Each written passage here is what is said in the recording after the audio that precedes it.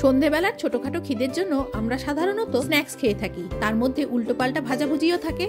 কিন্তু একবার এই সব ভাজাভুজি দূরে সরিয়ে রেখে যদি এরকম একটা স্যালাড তৈরি করে খাওয়া যায়, পেটটাও অনেকক্ষণ ভরা থাকে আর এটা পুষ্টিকরও বটে। নমস্কার, আমি শ্রীপর্ণা। অমৃতকুম্ভ চ্যানেলে আপনাদের সবাইকে স্বাগত জানিয়ে আজকের রেসিপি শুরু করছি।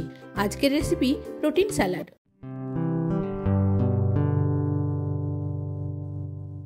ছোলা আর রাজমা কিছুটা সেদ্ধ নিয়েছি, তারপর কিছুটা অঙ্কুরিত কাঁচা ছোলা দিয়ে দিলাম। সেদ্ধ ছোলা আর রাজমার পরিবর্তে গোটা মুগ, বাদাম, কাবলি চানা যে কোনো ধরনের প্রোটিন আপনারা ব্যবহার করতে পারেন। এরপর দিয়ে দিচ্ছি এর মধ্যে কুচনো কাঁচা পেঁয়াজ, দিয়ে দিচ্ছি শশা কুচি, টমেটো ছোট ছোট করে কুচিয়ে দিয়ে দিলাম। একটা শশার অর্ধেকটা আর একটা টমেটোর অর্ধেকটা ব্যবহার করেছি। ঝালের জন্য কাঁচা লঙ্কা কুচিয়ে দিয়ে দেওয়ার পর দিয়ে দিচ্ছি কিছু কুচনো ধনেপাতা। খুব সামান্য পরিমাণ রক সল্ট দিয়ে দিলাম। সাধারণ লবণ বা বিট নুনও ব্যবহার করতে পারেন। ছোলা রাজমা নুন দিয়ে সেদ্ধ করা ছিল। কিছুটা ভাজা জিরে গুঁড়ো দিয়ে দিলাম। এরপর টক স্বাদের জন্য দিচ্ছি লেবুর রস। আপনারা এর পরিবর্তে আমচুর পাউডারও ব্যবহার করতে পারেন।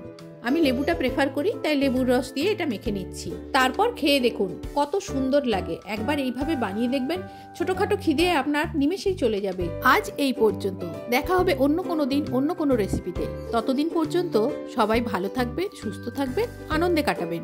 শেষ পর্যন্ত দেখার জন্য ধন্যবাদ।